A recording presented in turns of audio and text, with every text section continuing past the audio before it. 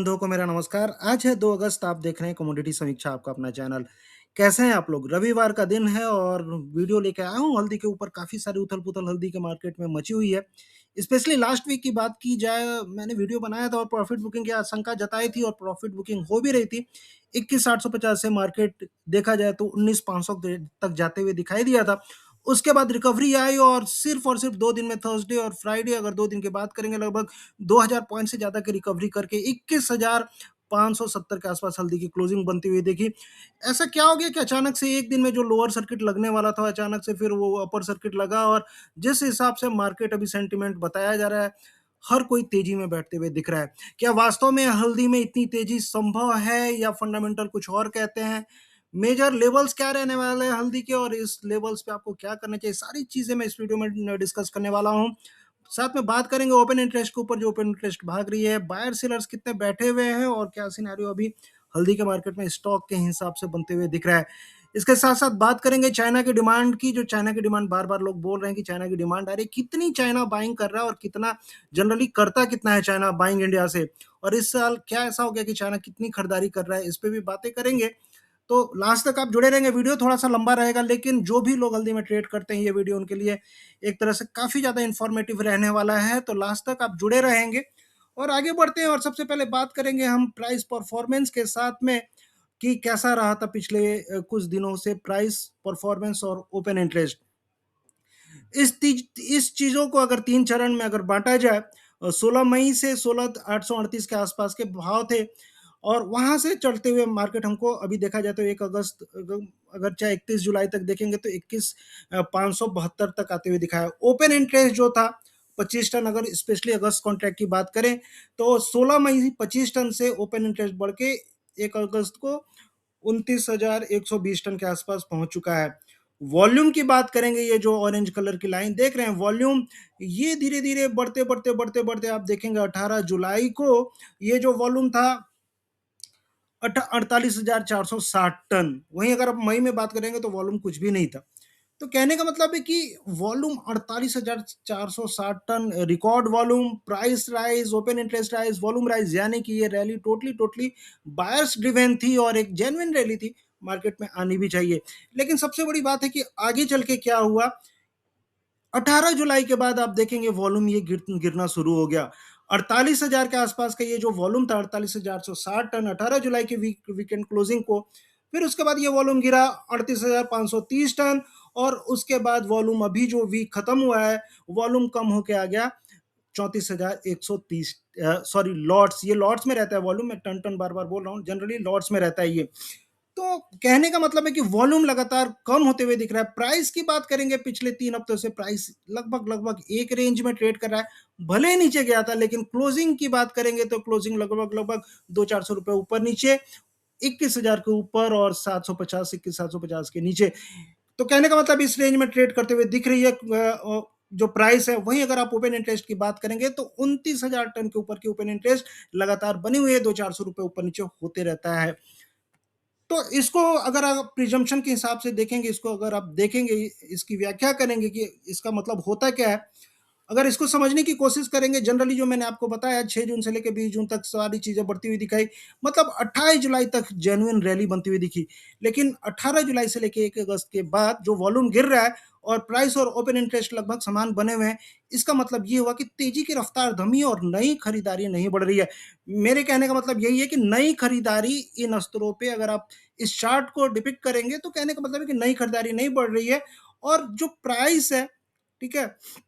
वो प्राइस कहीं न कहीं एक तरह से कंसोलिडेशन जो था वो डिस्ट्रीब्यूशन के चरण में चला गया है। तो मोमेंटम थोड़ा-सा स्लो पड़ते हुए दिखा है और ऊपर अगर देखेंगे ओवरऑल, आगे बात करेंगे चार्ट के हिसाब से भी कि क्या सिनेरियो बनते हुए दिख रहा है। लेकिन अभी हो क्यों रहा है? ये जो वॉल्यूम क्यों कम हो रहा है? वॉल्यूम बढ़ना चाहिए, चूँकि लोगों को लग रहा है जो बातें हो रही हैं, चाइना की डिमांड आ रही है, शॉर्टेज है, जैसे कि लोग बता रहे हैं, काफ़ी लोगों से बात करता हूँ मैं, तो उस हिसाब से तो वॉल्यूम बढ़ना चाहिए। जो टारगेट दिया जा रहा है 30,000 हल्दी हो जाएगी, 60,000 हल्दी हो जाएगी, तो वो वॉल्यूम बढ़ना चाहिए, लेकिन ये वॉल्यूम कम क्यों हो रहा है? अब देखते हैं, आते हैं फंडामेंटल के ऊपर और फंडामेंटल के हिसाब से बहुत सारे आंकड़े मैं आप लोग के लिए लेके आया, तो धीरे-धीरे डिस्कस करेंगे कि क्या रहा इस साल और क्या चल रहा है हल्दी में। क्या वास्तव में शॉर्टेज हल्दी में होने वाली है कि या सिर्फ बनी-बनाई बातें हैं?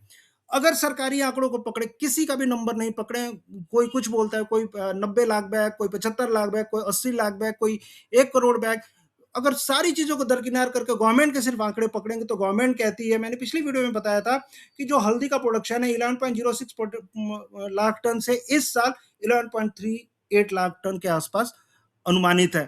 तो प्रोडक्शन गवर्नमेंट बोल रही है कि प्रोडक्शन बढ़ा है, लेकिन ठीक है, प्रोडक्शन को भी अगर दरकिनार करें और अराइवल्स की बात करें, ये जो मैंने नंबर गवर्नमेंट के वेबसाइट से निकाले, इसके हिसाब से आप भी जाके निकाल सकते हैं। वेबसाइट का पता मैं नीचे में डाल भी दूंगा, एजी मार्केट की वेबसाइट पे आपको मिलेगा टर्मरिक का अराइवल्स का नंबर। सर ये जो एपीएमसी मंडी के जो नंबर रहते हैं, ये लिखित रहते हैं, नोट रहते हैं कि एपीएमसी मंडी में कितनी आवक आ रही है, और उसके हिसाब से जो जनवरी और जुलाई 2026 में अभी तक जो आवक आई है, 4 लाख टन से आवक से ज्यादा की आवक आई है, और पिछले साल के कंपेयर में 107% ज्यादा है।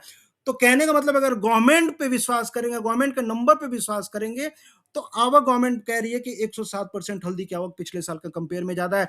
तो सबसे बड़ी बात है कि शॉर्टेज हुई कहां से, ये जो अरावल्स आए गए कहां।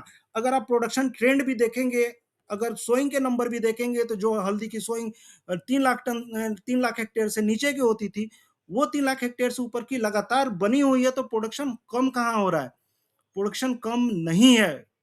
अगर आप आवक की भी बात करेंगे, अगर आप जो भी मार्केट है, अगर आप गाड़ियों की संख्या के हिसाब से भी अगर आप कैलकुलेट करेंगे, चाहे वो दिल्ली मार्केट हो, रायपुर मार्केट हो, निजामाबाद मार्केट हो, आखिर सरसरी निगाह से सिर्फ ट्रक की संख्या को भी कैलकुलेट करेंगे, गोडाउन की बात छोड़ दीजिए, फिर भी आपको समझ में आएगा कि मार्केट में कितना स्टॉक चल रहा है।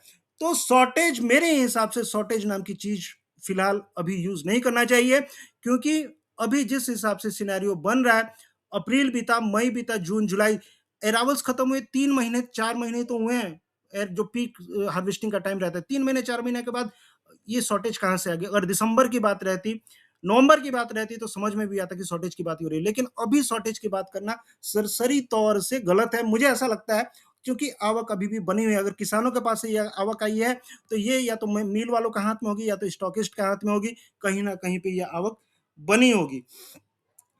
अब बात करते हैं थोड़ा सा एनसीडीएक्स का स्टॉक्स, क्योंकि स्टॉक्स की बातें हो रही है, तो ये पिछले स्लाइड में भी मैंने दिखाया था, एनसीडीएक्स पे जो स्टॉक है ऑल टाइम हाई पे पहुंचे हुए हैं 2026 में 13,622 टन। ऐसा स्टॉक्स एनसीडीएक्स पे होता नहीं है, लेकिन जो बातें हो रही हैं कि एनसीडीएक्स पे इतने सारे स्टॉक्स हैं, तो देखते हैं क्या है सिनेरियो। लेकिन ये जो स्टॉक्स हैं, इतने ज्यादा स्टॉक्स एनसीडीएक्स पे पहली बार हुए हैं, और जब भी स्टॉक्स बढ़ते हैं, वो तो कहीं ना कहीं इंडिकेट करता है कि मार्केट आगे चल के धाराशायी होने वाला है।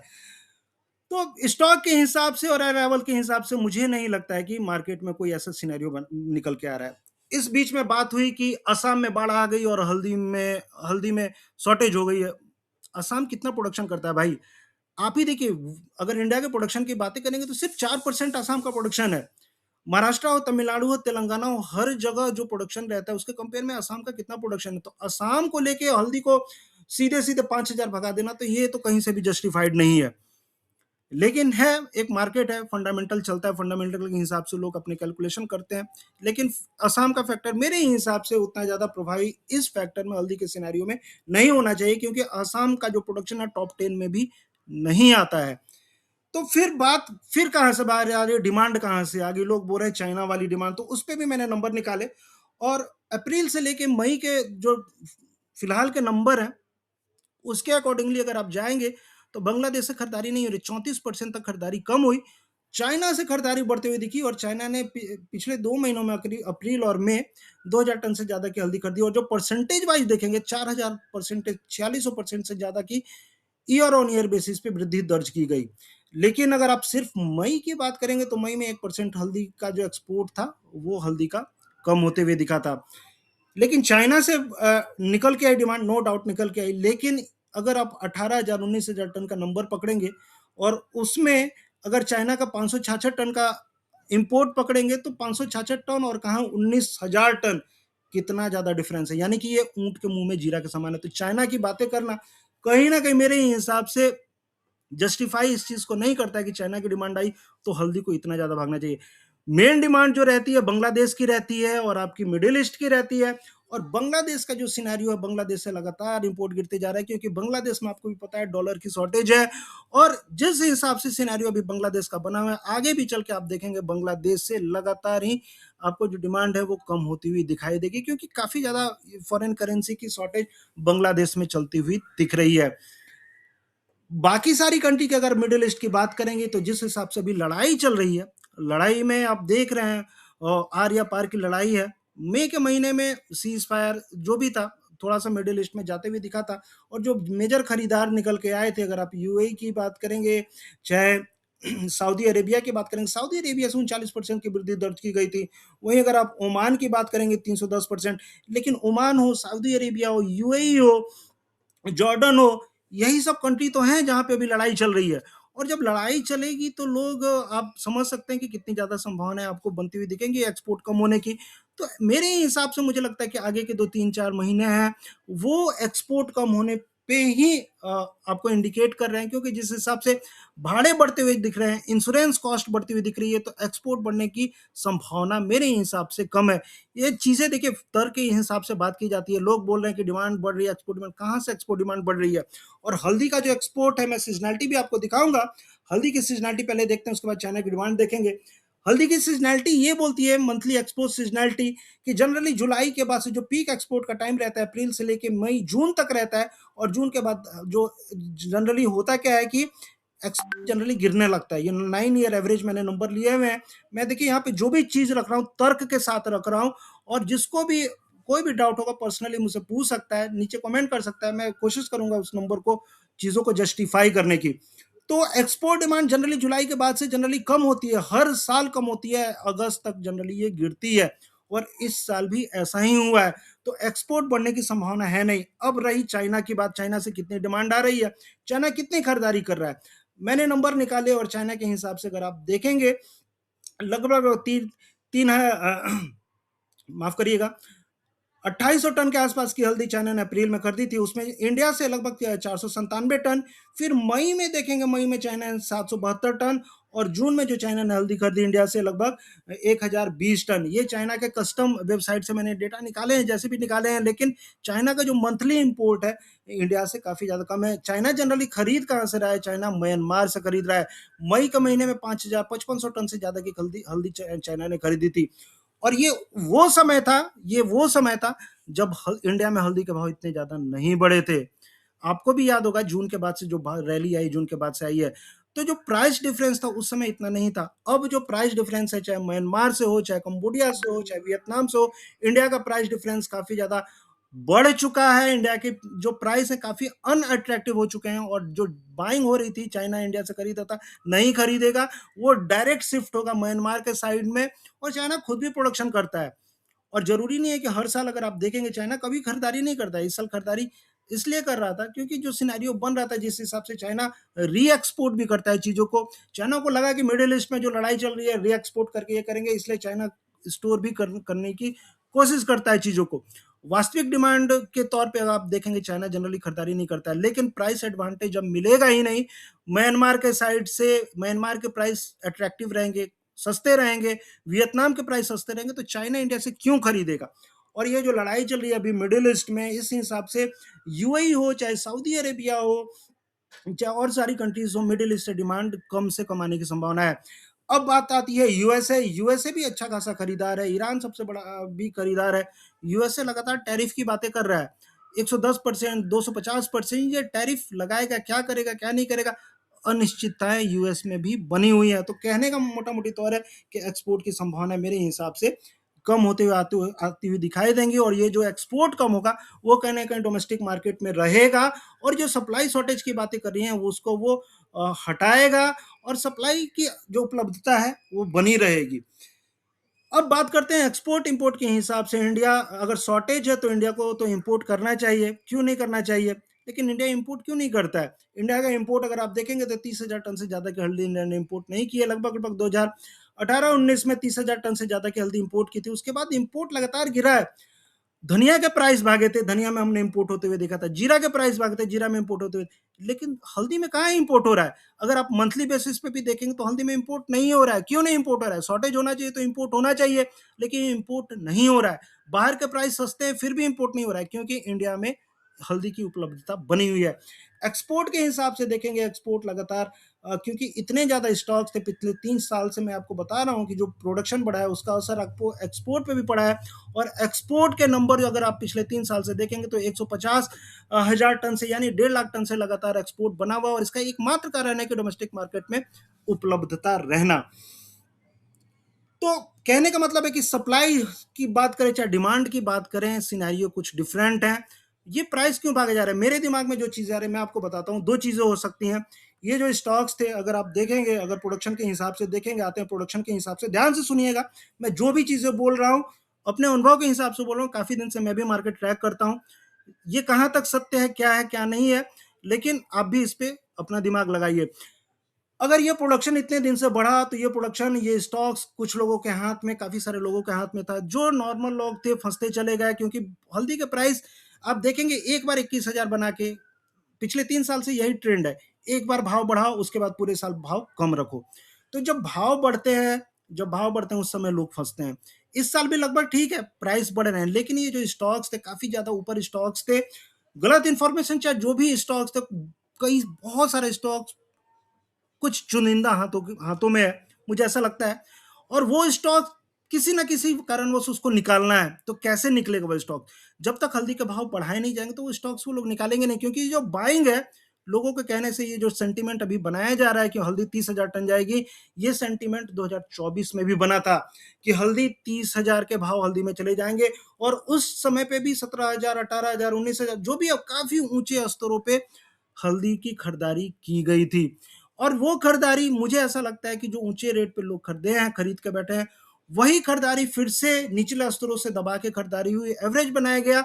और अभी भी जो मोटा मोटा तौर पे देखा जाए, मेजर स्टॉक्स है कुछ चुनिंदा लोगों के हाथों में, और वो स्टॉक्स अगर भाव बढ़ते भी हैं और थोड़ी से कम भी होते हैं, तो कहीं ना कहीं वो अपना स्टॉक्स, पुराना वाला स्टॉक्स, नया वाला स्टॉक्स आगे चल के निकालेंगे।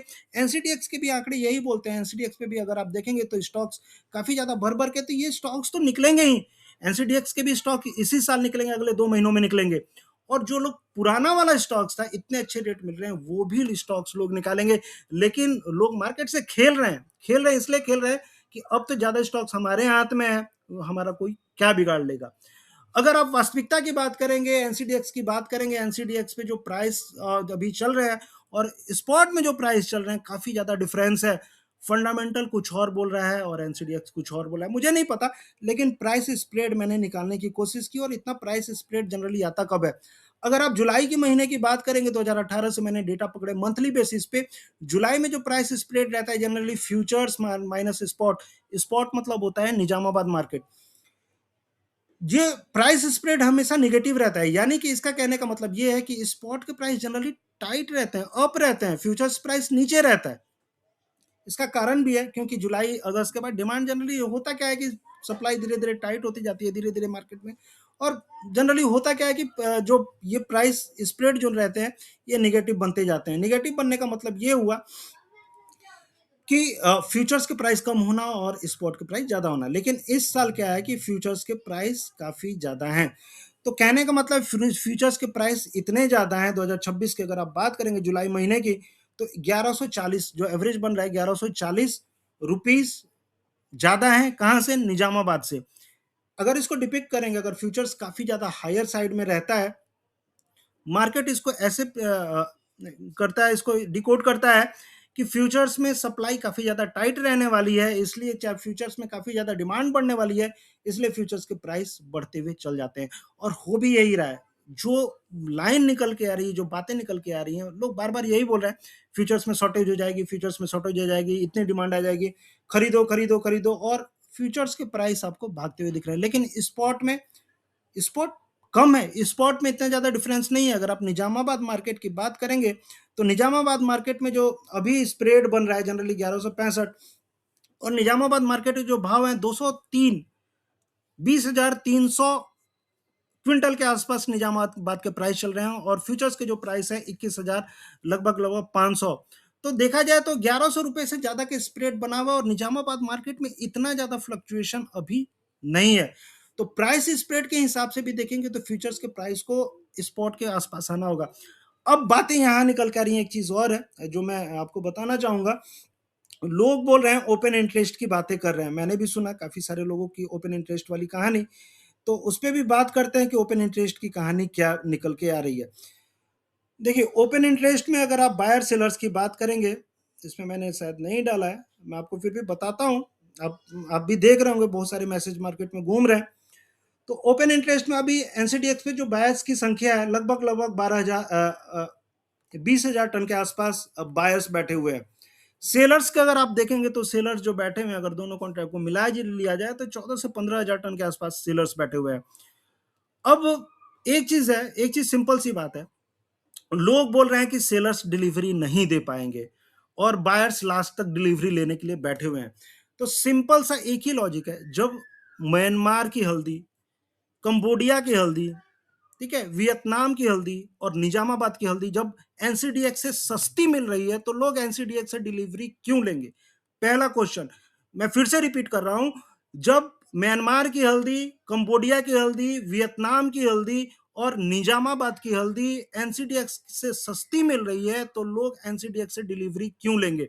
जो 20,000 टन की जो बाइंग क्वांटिटी अभी दिखाई जा रही है, ये 20,000 टन आप देखेंगे अगस्त कॉन्ट्रैक्ट की एक्सपायरी आते आते ये फटाफट निकलेंगे प्रॉफिट बुक करके, और एक भयंकर प्रॉफिट बुकिंग आगे चल के आने वाली है। इस पे मैं एक अलग से वीडियो लेके आऊंगा ओपन इंटरेस्ट पे। मैंने इसमें नहीं इंक्लूड किया है, वो मिस हो गया वो पोर्शन, लेकिन फिर भी आपको समझा रहा हूँ। तो अगस्त में एक्सपायरी होगी और 20 अगस्त से पहले पहले ये जो अब जो भ्रम फैलाया जा रहा है कि शॉर्ट कवरिंग, जिसको लॉस हो रहा है, जो सेंटिमेंट बना है, जो शॉर्ट में बैठा है वो तो ऐसे भी निकलेगा, उसको तो अभी भी लॉस हो रहा है, वो तो ऐसे भी काटेगा, क्यों लंबा लॉस लेके चलेगा? मार्केट में सेंटिमेंट जिस हिसाब से डराया जा रहा है, बहुत सारे शॉर्ट शॉर्ट तो अभी कट रहे हैं। बाइंग पोजीशन जो है बढ़ी है तो बाइंग बायर्स निकलेंगे ना। और कभी क्या 20,000 टन के आसपास की डिलीवरी एनसीडीएक्स ने दी है? क्या एनसीडीएक्स पे 20,000 की डिलीवरी, 20,000 टन की डिलीवरी जो बायर्स ने उसने कभी ली है? ऐसा कभी नहीं हुआ है। और 20,000 टन जो डराया जा रहा है कि 20,000 टन की डिलीवरी, ऐसा कुछ भी नहीं है। लॉन्ग लिक्विडेशन होगा, पोजीशंस अगस्त कॉन्ट्रैक्ट से कटेगी और उसका असर ये होगा कि फ्यूचर्स मार्केट आपको नीचे आते हुए दिखाई देंगे। तो ये जो है कि मार्केट में स्टॉक्स नहीं है डिलीवरी देने के लिए, ये सारा भ्रम है। भ्रम, टोटली भ्रम है। आप सेलर के हिसाब से नहीं, बायर के हिसाब से देखिए। 22,000 टन की डिलीवरी कौन लेने वाला है और क्यों लेने वाला है? इतने ऊंचे रेट पे कौन है वो लोग जो एनसीडीएक्स से इतने ऊंचे रेट पे डिलीवरी लेंगे? एनसीडीएक्स पे 21,500 रुपीज पर क्विंटल की हल्दी है और निजामाबाद में 20,000 टन के आसपास 20,000 पर क्विंटल की हल्दी है, तो निजामाबाद से लेंगे। और भी जो स्टॉक्स हैं, सांगली मार्केट, जो पसमत है, जो भी है, जहाँ पे डिस्काउंट में हल्दी अवेलेबल है, वहां से डिलीवरी लेंगे। निजामाबाद से एनसीडीएक्स से हल्दी क्यों ली जाएगी? अगर मसाला कंपनियां हैं तो जो 20,000 टन की डिलीवरी एनसीडीएक्स से लेंगे, वो म्यांमार से इंपोर्ट भी तो कर सकती हैं, जैसे धनिया के केस में हो रहा है। तो कहने का मतलब ये जो ओपन इंटरेस्ट वाला भ्रम फैलाया जा रहा है, टोटली मेरे हिसाब से देखिए, अगर आप कहेंगे कि मैं बायस होकर बोल रहा हूँ, मैं बायस के हिसाब से नहीं बोल रहा हूँ, मैं लॉजिक के हिसाब से बोल रहा हूँ।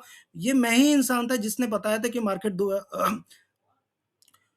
20,000 से ऊपर जाते हुए दिखेगा, मैंने उस पर वीडियो भी बनाया था।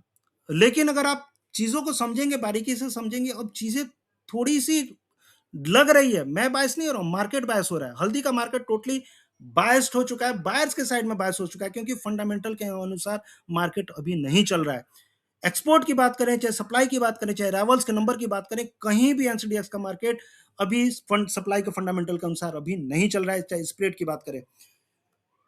अब बात कर लेते हैं थोड़ा सा बैलेंस शीट के ऊपर, और बैलेंस शीट के हिसाब से अगर आप पकड़ेंगे तो प्रोडक्शन के हिसाब से अगर गवर्नमेंट का ही नंबर मैंने लिया है, और गवर्नमेंट के हिसाब से मैंने 2% ही प्रोडक्शन ज्यादा निकाला है, क्योंकि एरिया बड़ा था। इस साल का प्रोडक्शन आप देखेंगे, ये जो सोइंग चल रही है इसकी मैं बात नहीं कर रहा हूँ, जो करंट मार्केटिंग ईयर चल रहा है, इस साल का प्रोडक्शन 2% ज्यादा है। कैरी फॉरवर्ड स्टॉक्स टाइट था, 2% मैंने ज्यादा प्रोडक्शन लिया है। इंपोर्ट 13,000 टन, हो सकता है इंपोर्ट 20,000 टन जाए, इससे भी ज्यादा जाए। टोटल सप्लाई ठीक है 2% तक बढ़ेगी, लेकिन जो एक्सपोर्ट है, पिछले साल 1.76 लाख टन का एक्सपोर्ट हुआ था, इस बार वो एक्सपोर्ट 1.5 लाख टन से ज्यादा का नहीं होना चाहिए। और जो एक्सपोर्ट है 15% के आसपास के एक्सपोर्ट में गिरावट आपको होती हुई दिख सकती है। डोमेस्टिक कंजम्पशन बढ़ा है, इतने रेट बढ़ने के बावजूद भी मैंने डोमेस्टिक कंजम्पशन 1% बढ़ा है। आपने कभी देखा है कि हल्दी का भाव जीरे से भी ज़्यादा चल जाए? जीरा का छौंका लगाते हैं, हल्दी का क्या छौंका लगाते हैं। लेकिन फिर भी मैंने यहाँ कंजम्पशन के साइड से कंजम्पशन बढ़ाते हुए दिखाया, ठीक है। लेकिन टोटल डिमांड अगर आप देखेंगे कंजम्पशन और एक्सपोर्ट को, तो टोटल डिमांड 2% तक कम होती हुई दिख रही है। और इसका असर मोटा-मोटी तौर पे होगा क्या, एंडिंग स्टॉक आप देखेंगे 72% तक बढ़ते हुए आपको दिखाई दे रहे हैं। तो कहने का मतलब है कि जो हल्दी का जो एंडिंग स्टॉक रहेगा इस साल के अंत तक, अगर ऐसे ही चलता रहा, यही सिनेरियो चलता रहा, तो 72% तक एंडिंग स्टॉक बढ़ जाएगा, क्योंकि एक्सपोर्ट यहाँ तो मैंने कम दिखाया, एक्सपोर्ट और ज़्यादा कम होने की संभावना है। ये मैं बार-बार बोल रहा हूँ। और ये जो कंजम्पशन वाली चीज़ें हैं, कंजम्पशन तो मैंने यहाँ पे बढ़ा के दिखाया है, लेकिन अगर ये हल्दी ऐसे ही जीरा से ऊपर चलती रही, तो बहुत सारी जो डिमांड है, हल्दी की सिर्फ़ खाने में ही डिमांड नहीं होती है। हल्दी अपटन में भी इस्तेमाल होता है, हल्दी मेडिकल यूज़ में भी इस्तेमाल होता है, हल्दी रिचुअल्स, बहुत सारे जो पारंपरिक हमारे त्योहार होते हैं, उसमें बहुत सारी हल्दी का इस्तेमाल होता है। सारी ये जो डिमांड है, जो इंक्रीमेंटल डिमांड है, वो कम होगी, डेफ़िनेटली कम होगी। लोग सिर्फ़ खाने के लिए इस्तेमाल करेंगे। क्यों खरीदेंगे भाई? जब हल्दी जब इतना जीरा से भी महँगा मिलेगा, तो हल्दी का अपटन लेके अपटन लगाएगा? ₹300 किलो की हल्दी लेके कौन अपटन लगाएगा? सीधी-सी बात है, इंक्रीमेंटल डिमांड आपकी कम हो जाएगी। तो कहने का मतलब यही है मोटा-मोटी तौर पे, बैलेंस शीट जो मैं 72% दिखा रहा हूँ, ये हो सकता है इससे ज़्यादा भी बढ़ जाए। सिर्फ़ और सिर्फ़ खाने के रूप में इस्तेमाल होगी, इंक्रीमेंटल डिमांड हल्दी की कम होते हुए दिखाई देगी, एक्सपोर्ट की डिमांड कम होती हुई दिखाएगी, टोटल एंडिंग स्टॉक हल्दी के आपको फ्यूचर्स में बढ़ते हुए दिखाई देंगे। अब बात कर लेते हैं हम थोड़ा-सा, जो ये चार्ट दिखाया जा रहा है, चार्ट के ऊपर बात करते हैं, प्राइस के ऊपर बात करते हैं कि क्या सिनेरियो भी प्राइस के ऊपर बनते हुए दिख रहा है। ये वीकली चार्ट है, और जो लोग चार्ट देखना जानते हैं, ट्रेंड लाइन के हिसाब से अगर आप चलेंगे, तो ट्रेंड लाइन को रिस्पेक्ट करते हुए मार्केट चल रहा था। जो पिछला हाई था, मार्केट ने इस वीक नहीं तोड़ा, और एक हैंगिंग मैन जैसा पैटर्न बनते हुए दिखा। हैंगिंग मैन के साथ अगर आप वॉल्यूम देखेंगे, वॉल्यूम गिरता रहा, यानी कि अगर हैंगिंग मैन बना है, यानी कि सेलर्स की एंट्री हो चुकी है। सेलर्स की एंट्री हुई थी तभी तो मार्केट इतना 19,500 तक आया था। बायर्स भले ही खींच के लेके चले गए, ये मानता हूँ खींच के लेके गए, लेकिन अभी भी पिछला वीक हाई नहीं टूटा, और सेलर्स इंटर कर चुके हैं। और जो सेलर्स जब एक बार इंटर कर जाते हैं, तो मार्केट में अपना पोजीशन इतना आसानी से नहीं काटते हैं, वो रोल ओवर करते हैं। चाहे फिजिकल मार्केट हो, चाहे फ्यूचर्स मार्केट हो, रोल ओवर होगा। और रोल ओवर होने का मतलब ये होगा कि वो हर जो भी भाव बढ़ेगा उस पर दबाएंगे, आपको बिल्कुल दबाएंगे। एक हार्मोनिक पैटर्न भी मैंने ये बनाया है, और इसके हिसाब से देखेंगे, जनरली इसको क्रैप पैटर्न बोलते हैं। और क्रैप पैटर्न के हिसाब से भी जो मार्केट का जो ऊपर में रेजिस्टेंस आ रहा है, 22,200 के आसपास में आ रहा है। अगर मान लीजिए, अगर 21,850 का लेवल अगर मार्केट तोड़ता भी, तो 22,200 के आसपास जाने की कोशिश करेगा। अगर 22,200 का भी मार्केट ने तोड़ा, तो मंथली चार्ट पे अगर आप देखेंगे, तो मंथली चार्ट पे भी चैनल में जो सपोर्ट आ रहा है ऊपर में, 22,800 23,000 के आसपास आ रहा है। तो कहने का मतलब है कि इस लेवल पे बाइंग करना एक तरह से फंसने के समान है। जब भी मार्केट ओवर बॉट रीजन में होता है, आरएसआई जब भी मार्केट ये मैं डेली चार्ट पे नहीं कह रहा हूँ, वीकली चार्ट पे आरएसआई आपको 80 के आसपास चल रही है। और आरएसआई जब भी इतना ऊपर रहती है, तो मार्केट डायरेक्टली यही बोलता है कि भाई बेच मारो, प्रॉफिट बुक करो। तो आरएसआई इतने ऊपर, ट्रेंड लाइन का जो रेजिस्टेंस है वो दिख रहा है, आरएसआई दिख रही है, फंडामेंटल मैंने आपको बताया। तो किस आधार पे हल्दी 30,000 इस बार जाती हुई दिख रही है? हर किसी के अपने-अपने लॉजिक होते हैं, मैंने भी अपने लॉजिक रखे। और हल्दी में आपने ये जो तेज़ी देखी है, बहुत जल्दी आपको थमती हुई दिखाई देगी। मैंने सीज़नैलिटी निकाली थी हल्दी की, और 10,000 का एवरेज जो बताते हैं जनरली, अगस्त और सितंबर का जो महीने हैं, जनरली हल्दी के भाव नीचे रहते हैं। आप खुद देख सकते हैं, अगर ये पिछले 10 साल की अगर बात करेंगे, तो 2020, 21, 22 अगर छोड़ दिया जाए, जो कोरोना काल था, कोरोना काल में जनरली डिमांड हल्दी की बढ़ती हुई दिखाई दी थी। उसके अलावा अगर आप देखेंगे, तो जनरली अगस्त में भाव कम रहते हैं, सितंबर में तो लगभग-लगभग मान के चलिए कि 90% चांस रहता है भाव कम रहने के। तो अभी जो सिनेरियो बन रहा है, इसके हिसाब से आगे चल के लोग सेलिंग पोजीशन बढ़ाते हुए दिखेंगे, और जो सेलर्स अभी बैठ रहे हैं, वो अभी इतने जल्दी निकलेंगे नहीं। पोजीशन एक्सटेंड होगी सेलर साइड से, और सेलर में मुझे लगता है कि अगर आप देखेंगे, ओपन इंटरेस्ट में भी सेलर्स की पार्टिसिपेशन आने वाले दिनों में बढ़ते हुए दिख सकते हैं। तो अपने सोच समझ के आपको खरीदारी करनी है। कहने का मतलब यही है, अपनी सोच समझ के खरीदारी करिए, और आगे चल के मुझे लगता है कि थोड़ी सी प्रॉफिट बुकिंग आपको बनती हुई दिख सकती है। और नीचे में भाव अगर करेक्ट होते हैं, तो 20,450 के नीचे आते हैं तो जो संभावनाएँ बनेंगी मुझे लगता है 19,000 तक भाव आते हुए आपको दिखाई देंगे और 19,000 का लेवल तोड़ता है तो सितंबर लास्ट तक जो संभावनाएँ बन रही हैं 17,000 तक भी भाव आते हुए दिख सकते हैं। तो देखते हैं जैसा रहता है वैसे बताते रहूँगा। बाकी कैसा लगा ये वीडियो आप ज़रूर कमेंट करें, बताएँ, ज़्यादा से ज़्यादा प्यार दें, सहयोग दें और ज़्यादा जानकारी के लिए अगर रिसर्च चाहते हैं तो इस नंबर पे मुझे मैसेज करिए। मिलते हैं फिर नेक्स्ट वीडियो में, तब तक के लिए थैंक यू, जय हिंद, धन्यवाद, आपका दिन शुभ हो।